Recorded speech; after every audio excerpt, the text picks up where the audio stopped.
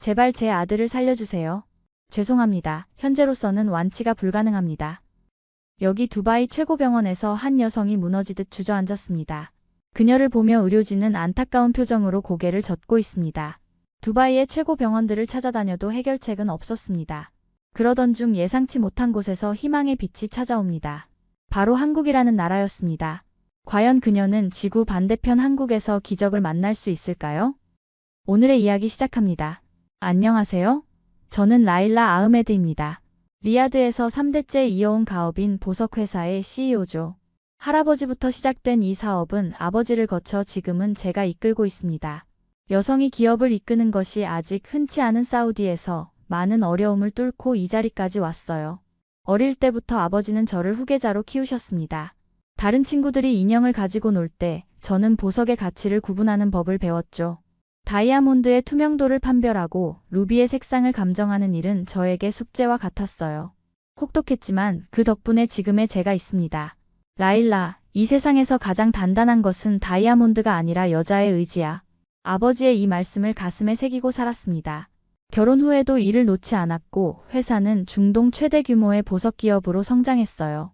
사업이 성공적으로 흘러가는 동안 제 가정에서는 보이지 않는 갈등이 있었습니다. 시어머니는 제가 일하는 것을 탐탁지 않게 여기셨죠. 여자가 무슨 사업을 해? 집에서 아이나 잘 키우는 게 더 중요한 일이야. 이런 말씀을 자주 하셨습니다. 무슨 수로 둘 다 잘하고 있는지 설명드려도 소용없었어요. 다행히 남편은 저를 존중하고 지지해 주었습니다. 그리고 제 인생에서 가장 소중한 보물, 제 아들 무함마드가 있었죠. 8살 무함마드는 총명하고 밝은 아이였습니다. 학교에서도 늘 선생님들의 칭찬을 받았어요. 아이를 키우며 바쁜 일정을 소화하는 것은 쉽지 않았지만 무함마드의 웃는 얼굴을 볼 때면 모든 피로가 사라졌습니다. 그러던 어느 날 이상한 점을 발견했어요. 저녁 식사 중에 무함마드가 숟가락을 떨어뜨렸습니다. 평소라면 그냥 넘어갈 일이었지만 그날은 아이의 손이 미세하게 떨리는 것이 보였습니다. 무함마드, 괜찮니? 네, 엄마. 그냥 조금 피곤해요. 그때는 단순히 학교에서 많이 뛰어놀아서 그런가 싶었어요. 하지만 이후로도 비슷한 일이 계속됐습니다. 물컵을 들다가 흘리기도 하고 글씨를 쓸 때 손이 말을 듣지 않아 애를 먹었죠. 처음에는 성장통이려니 생각했어요. 아이들은 자라면서 여러 가지 일시적인 증상을 보이니까요. 하지만 한 달, 2달이 지나도 증상이 나아지지 않았습니다. 오히려 점점 심해지는 듯 했어요. 무함마드의 선생님으로부터 연락이 왔을 때는 이미 3달째였습니다. 아흐메드 씨, 무함마드가 체육 시간에 자꾸 넘어져요. 그리고 글씨를 쓸 때도 많이 힘들어합니다.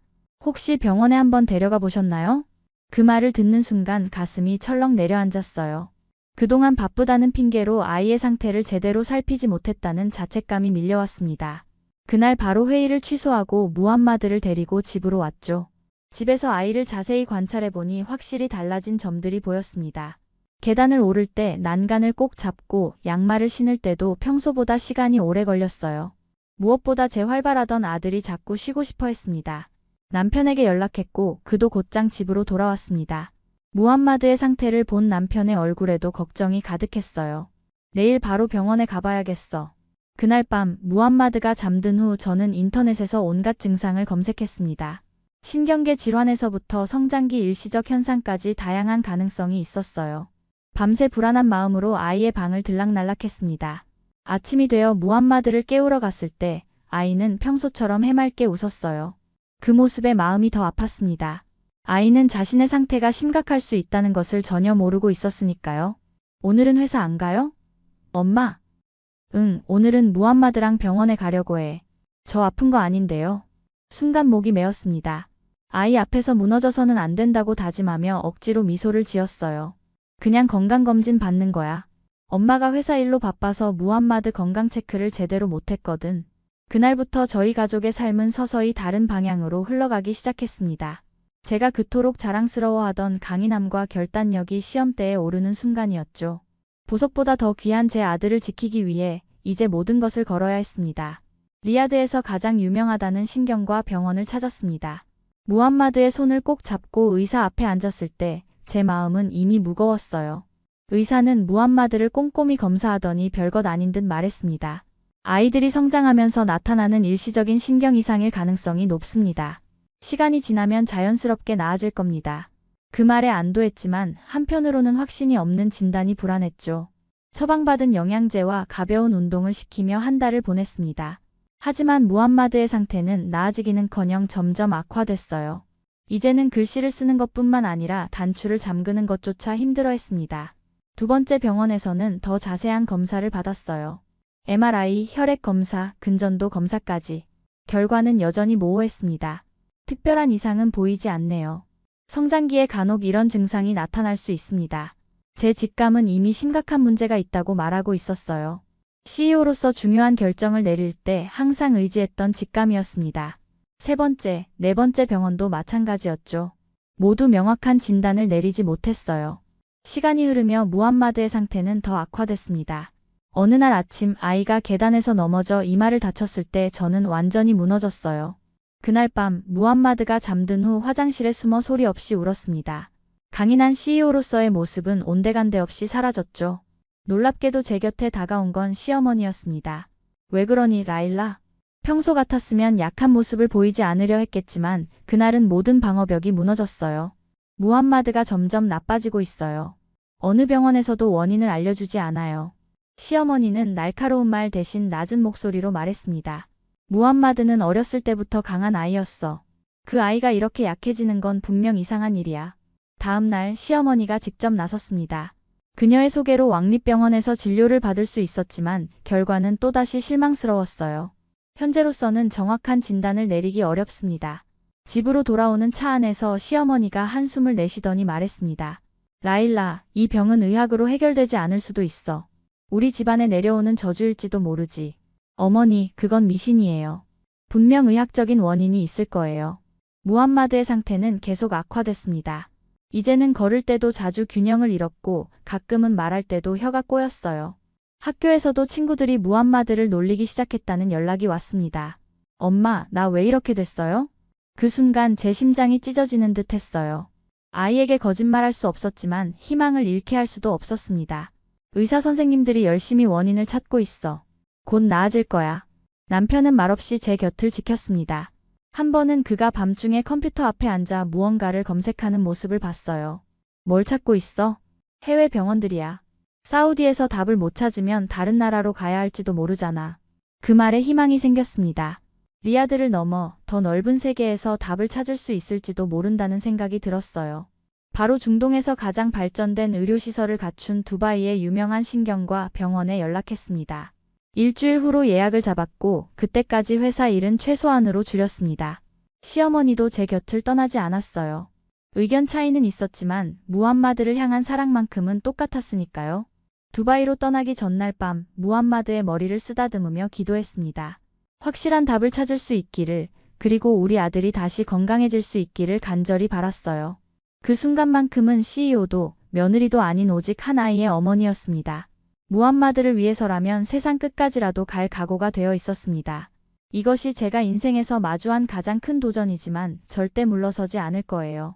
아무리 힘들어도 포기하지 않는 것, 그것이 아버지에게 배운 가장 중요한 교훈이었으니까요.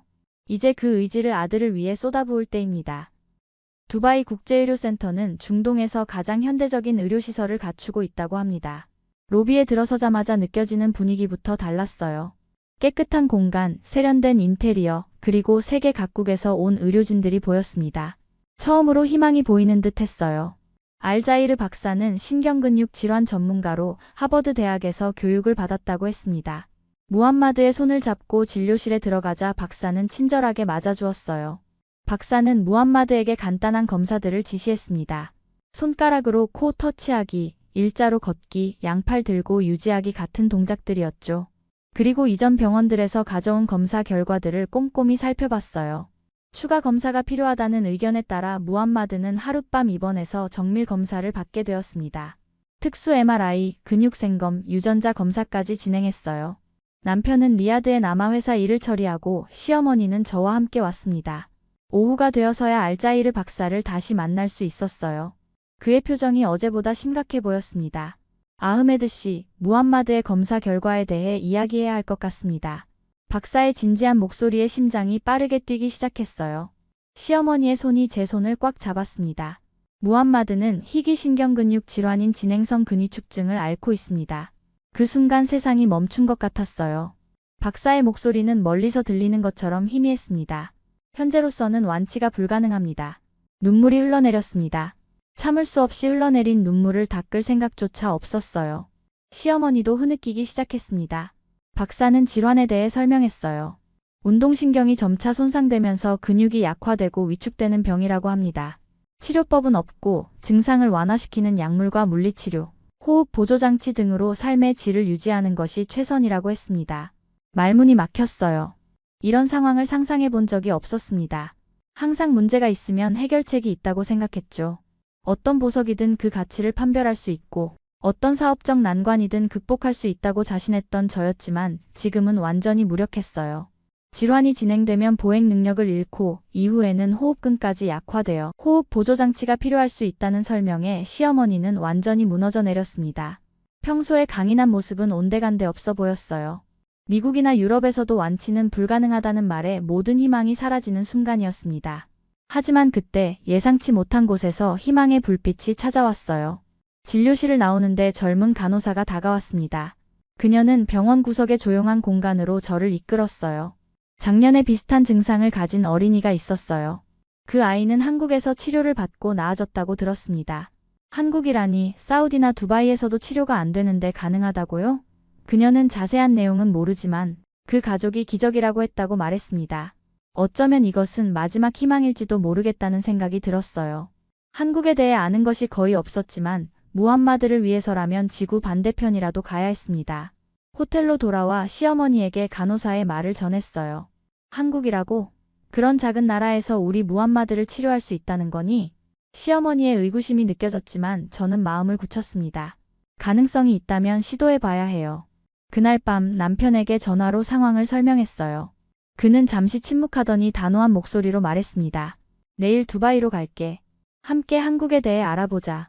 마음 한편에서는 여전히 의심이 있었지만 지금은 어떤 희망이라도 붙잡아야 했습니다.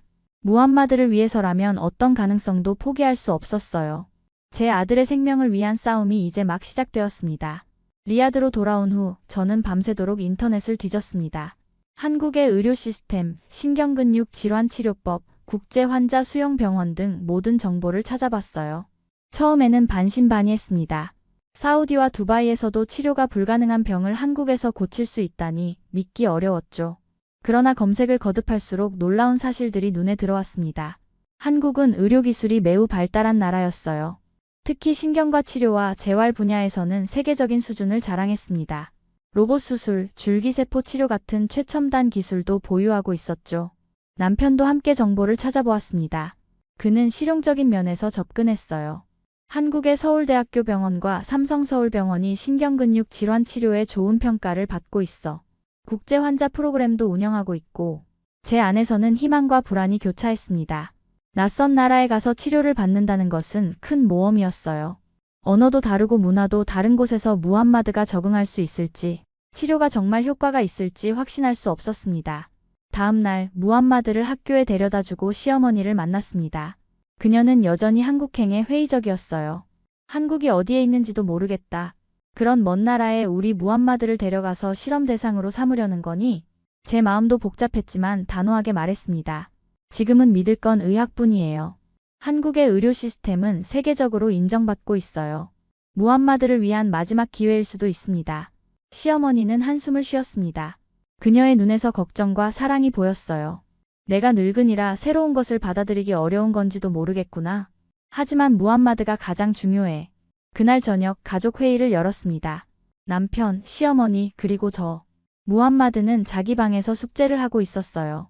우리는 한국행을 결정했습니다. 한 달 안에 출국하기로 했죠. 회사 일은 부사장에게 맡기기로 했어요. 그동안 제가 키워놓은 신뢰할 수 있는 직원들 덕분에 가능한 결정이었습니다. 사업가로서 쉽지 않은 결정이었지만 어머니로서는 당연한 선택이었어요. 한국 병원들과 연락을 시작했습니다. 영어가 가능한 국제 코디네이터들이 있어서 다행이었어요. 무함마드의 의료 기록을 모두 영어로 번역해 보냈습니다. 회신은 생각보다 빨리 왔어요. 서울의 한 대학병원에서 무함마드의 케이스를 검토했다는 연락이 왔습니다. 그들은 희망적인 답변을 주었어요. 비슷한 사례의 치료 경험이 있으며 새로운 치료법을 시도해 볼 수 있습니다. 다만 완치를 보장할 수는 없습니다. 완치를 보장하지 않는다는 말에도 치료 가능성이 있다는 것만으로도 큰 희망이 되었어요. 두바이 병원에서는 아예 불가능하다고 했으니까요. 무함마드에게 어떻게 설명할지 고민했습니다. 8살 아이에게 어떻게 이 모든 상황을 이해시킬 수 있을까요? 남편과 상의 끝에 솔직하게 말하기로 했어요. 물론 심각성은 덜어서. 무함마드, 엄마랑 아빠가 너에게 말할 것이 있어. 저녁 식사 후 무함마드를 거실 소파에 앉혔습니다. 그의 맑은 눈을 보니 가슴이 아팠어요. 우리가 한국이라는 나라에 가볼 거야. 그곳에는 너의 손떨림을 치료할 수 있는 훌륭한 병원이 있거든. 무함마드는 잠시 생각하더니 물었습니다. 한국이요? 거기 가면 제 손이 안 떨릴 수 있어요? 그럴 가능성이 높아. 최선을 다해볼 거야. 무함마드는 놀랍게도 금방 수긍했습니다. 아이들의 적응력은 정말 대단했어요. 학교는 어떻게요? 당분간 학교는 쉬어야 할 것 같아. 하지만 한국에서도 공부할 수 있도록 준비할게. 한국행 준비는 빠르게 진행됐습니다. 비자 신청, 항공권 예약, 서울에서의 숙소 찾기까지. 회사에서는 제가 한동안 원격으로 일하게 될 것이라고 공지했어요. 다행히 직원들은 모두 이해해 주었습니다. 출국 전날 밤 저는 침대에 누워 천장을 바라보며 생각했습니다. 지금까지 인생에서 이렇게 큰 모험을 한 적이 없었어요. 늘 계획적이고 차분하게 모든 것을 진행해왔는데 이번에는 달랐습니다. 불확실성 속으로 뛰어드는 기분이었어요.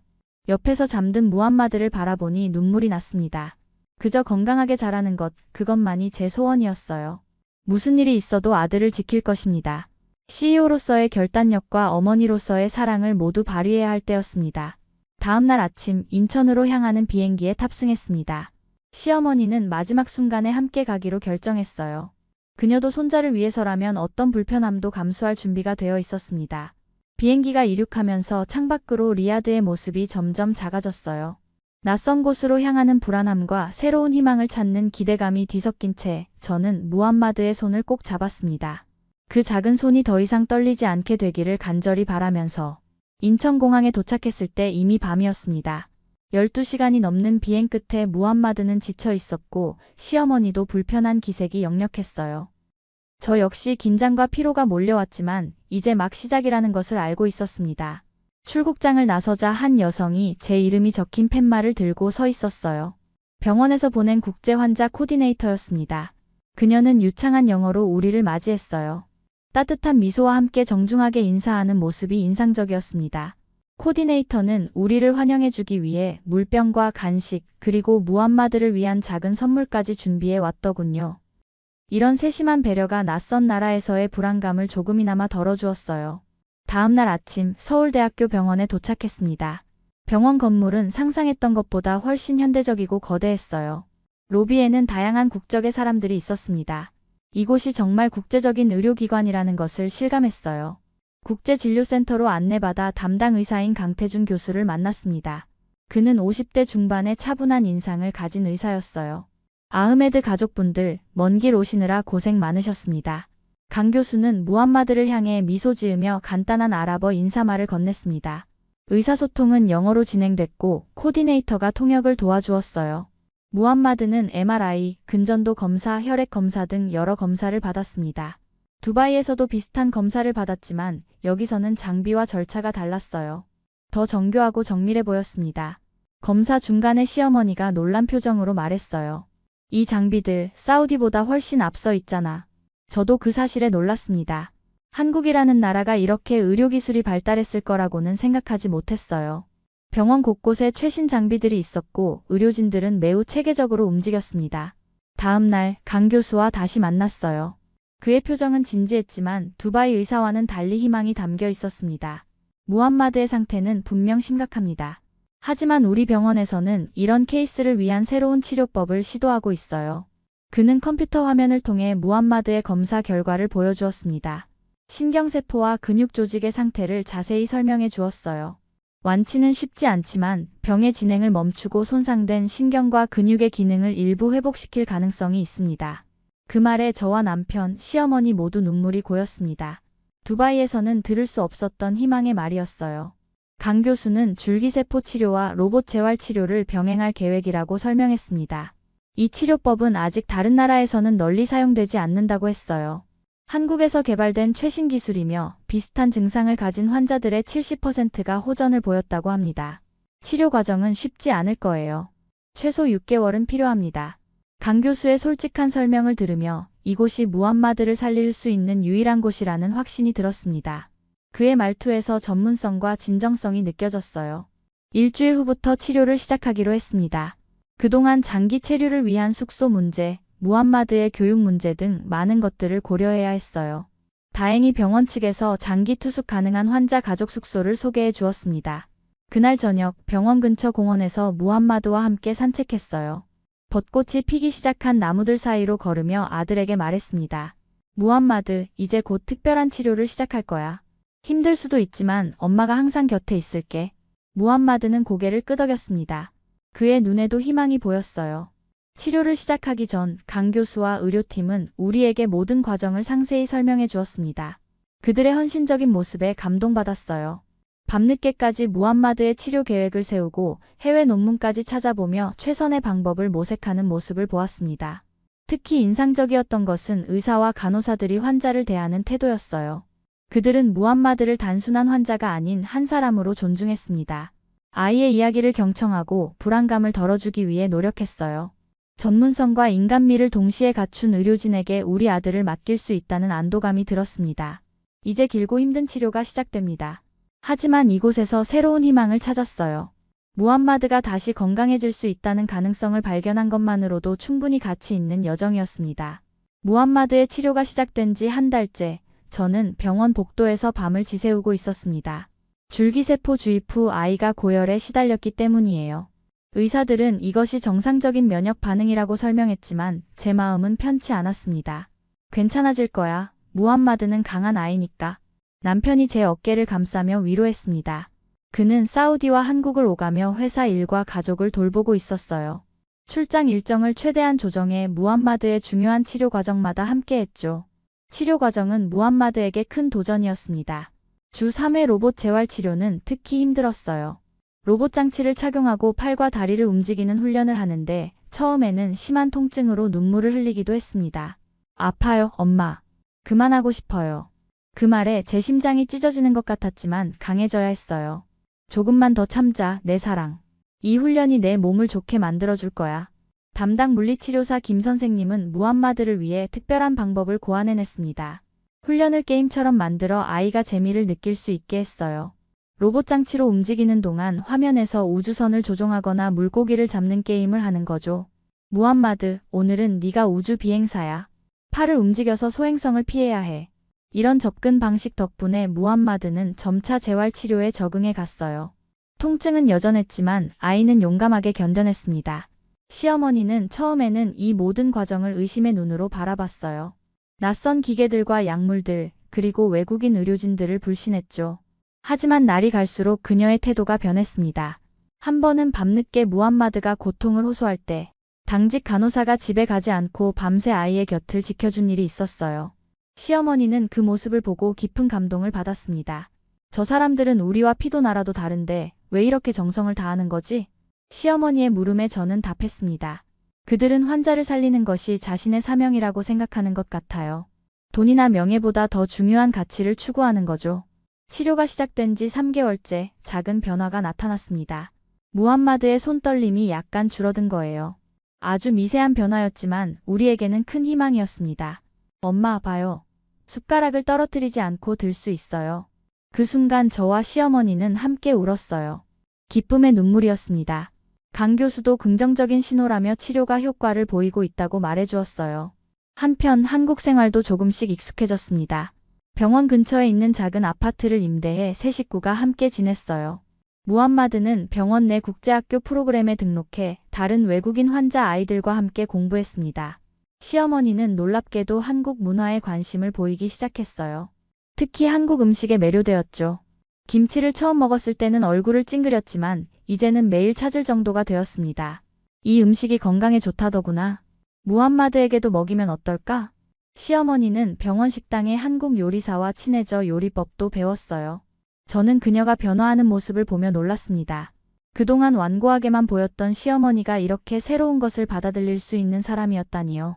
치료 5개월 차에 접어들면서 무함마드의 상태는 더욱 호전됐습니다. 이제 걸을 때 거의 균형을 잃지 않았고 글씨도 훨씬 깔끔하게 쓸 수 있게 되었어요. 그러던 어느 날 시어머니가 제게 다가와 말했습니다. 라일라, 네가 맞았다는 걸 인정해야겠구나. 한국에 오지 않았다면 우리 무함마드는. 그녀의 목소리가 떨렸어요. 저는 그녀의 손을 잡았습니다. 어머니, 우리 모두 무함마드를 사랑하고 그의 건강을 바랐을 뿐이에요. 그 순간 시어머니와 저 사이에 있던 오랜 벽이 무너지는 기분이었어요. 우리는 더 이상 며느리와 시어머니가 아닌 한 아이를 사랑하는 두 여성이었습니다. 무함마드의 치료 과정에서 가장 인상적이었던 것은 의료진의 헌신이었어요. 강 교수는 매주 새로운 연구 논문을 검토하며 무함마드의 치료 방법을 조금씩 개선했습니다. 간호사들은 아이의 생일에 깜짝 파티를 열어주기도 했어요. 이곳 사람들은 환자를 가족처럼 여기는 것 같아. 시어머니의 말에 저도 동의했습니다. 그들은 단순히 직업적 의무를 넘어 진정한 관심과 사랑으로 환자를 대했어요. 그리고 그 정성이 무함마드의 회복에 큰 힘이 되었다고 믿습니다. 6개월의 치료 기간이 거의 끝나갈 무렵 무함마드는 거의 정상적인 생활을 할 수 있게 되었습니다. 기적과도 같은 변화였어요. 이제 저희 가족에게 한국은 단순한 외국이 아닌 제 아들에게 새 삶을 준 특별한 장소가 되었습니다. 치료를 시작한 지 정확히 6개월째 되는 날, 저희 가족은 강 교수의 진료실에 앉아 최종 검사 결과를 기다리고 있었습니다. 무함마드는 이제 거의 정상적으로 걷고 글씨도 쓰고 숟가락도 흘리지 않고 사용할 수 있게 되었어요. 하지만 공식적인 의사의 소견이 필요했습니다. 강 교수가 미소를 지으며 진료실에 들어왔어요. 그의 표정만 봐도 좋은 소식이라는 것을 알 수 있었습니다. 무함마드의 최종 검사 결과가 나왔습니다. 더 이상 병이 진행되지 않고 있으며 손상된 신경과 근육의 상당 부분이 회복되었습니다. 앞으로 정상적인 생활이 가능할 것입니다. 그 말을 듣는 순간 제 눈에서는 통제할 수 없는 눈물이 흘러내렸어요. 남편은 제 손을 꽉 잡았고 무함마드는 의아한 표정으로 우리를 바라보았습니다. 엄마, 왜 울어요? 저 이제 괜찮다잖아요. 아이의 순수한 말에 오히려 웃음이 나왔어요. 무함마드는 자신이 얼마나 위험한 상태였는지, 우리가 얼마나 절망했었는지 모르고 있었으니까요. 가장 놀라운 반응은 시어머니에게서 나왔습니다. 그녀는 갑자기 자리에서 일어나 강 교수 앞으로 가더니 한국식으로 깊이 절을 했어요. 아랍 문화에서 이런 행동은 매우 이례적인 일이었습니다. 우리 손자를 살려주셔서 감사합니다. 제 생애에서 가장 큰 선물을 받았습니다. 강 교수는 당황하면서도 정중하게 그녀의 인사를 받았습니다. 그는 이것이 단순히 자신의 공로가 아니라 의료팀 전체와 무함마드의 투지, 그리고 가족의 지지가 있었기에 가능했다고 말했어요. 완치 판정을 받은 후 우리는 바로 사우디로 돌아가는 대신 한 달 정도 더 한국에 머물기로 했습니다. 그동안 병원에만 있었기 때문에 한국을 제대로 경험해보지 못했거든요.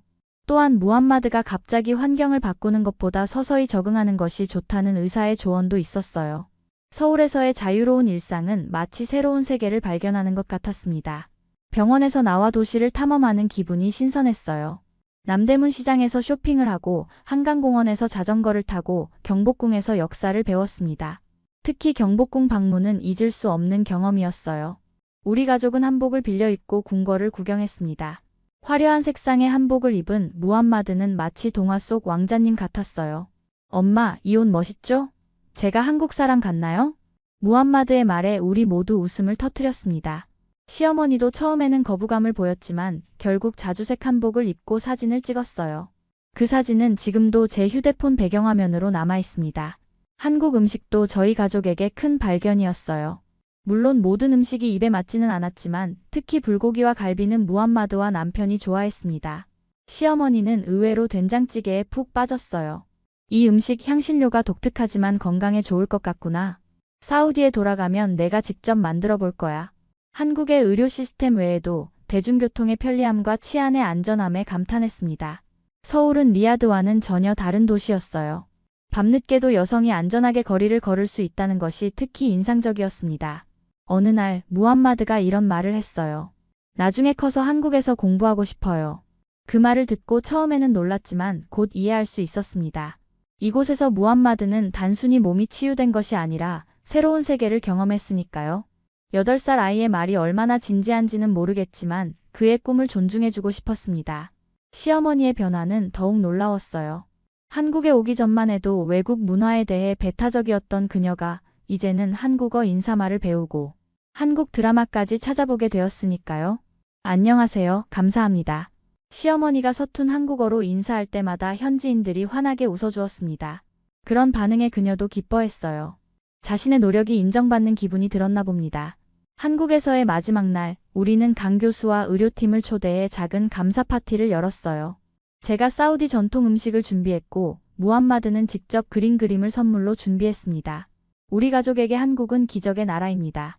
여러분이 없었다면 무함마드는 지금 이렇게 건강하게 웃고 있지 못했을 거예요. 제 말에 의료진들은 겸손하게 고개를 숙였지만 그들의 눈에도 보람과 자부심이 빛나고 있었습니다. 우리는 서로의 언어와 문화는 달라도 생명을 소중히 여기는 마음은 같다는 것을 느꼈어요. 인천공항으로 떠나는 날, 무함마드는 창밖으로 서울의 풍경을 아쉬운 듯 바라보았습니다. 저도 이 도시에 특별한 애정이 생겼어요. 이곳에서 우리 가족은 두 번째 삶을 선물 받았으니까요. 꼭 다시 올 거예요, 한국. 무함마드의 약속처럼 우리 가족의 인생에서 한국은 이제 영원히 특별한 장소가 되었습니다. 리야드 공항에 도착했을 때 가족들과 회사 직원들이 환영 현수막을 들고 기다리고 있었습니다.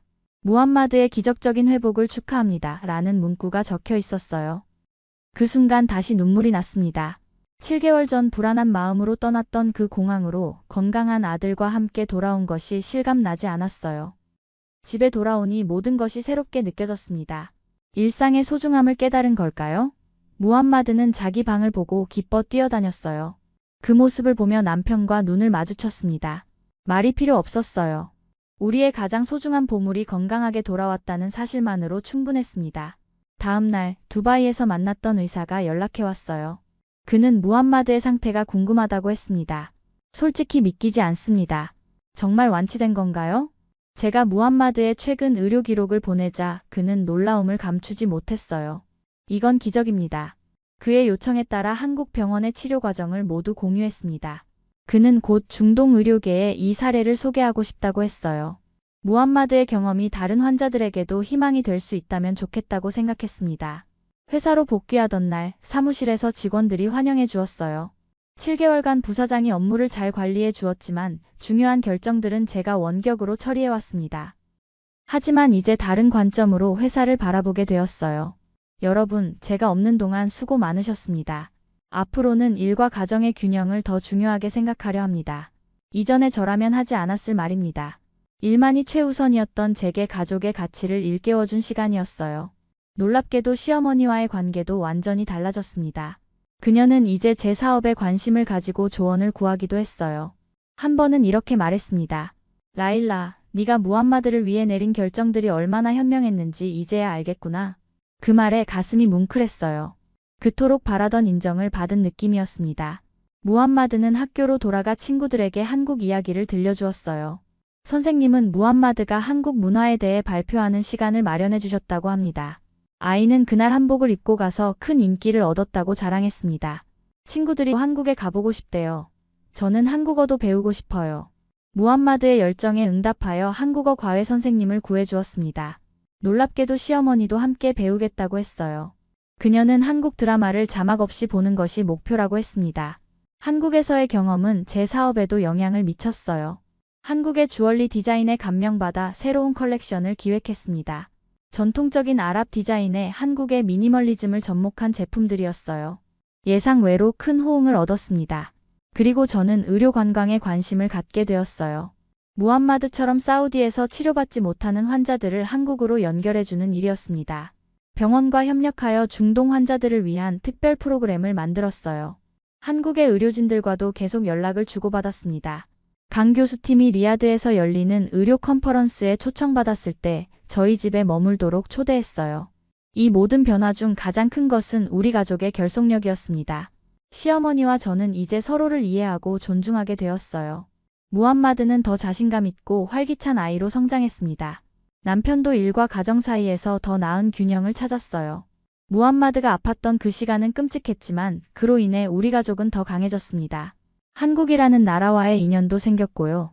이제 매년 여름 휴가는 한국에서 보내기로 했습니다. 무함마드의 건강 체크업도 할 겸 제2의 고향 같은 서울을 방문하는 거예요.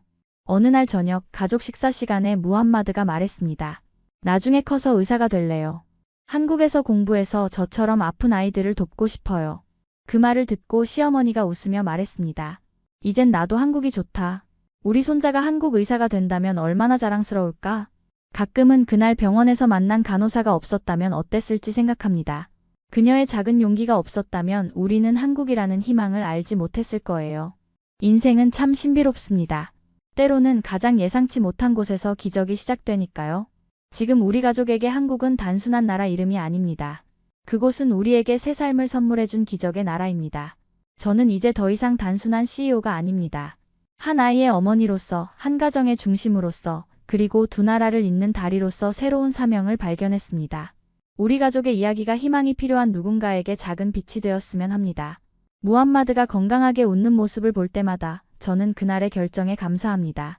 불확실함을 안고 한국행을 선택했던 그 순간이 우리 가족 인생에서 가장 현명한 결정이었음을 매일 확인하고 있습니다.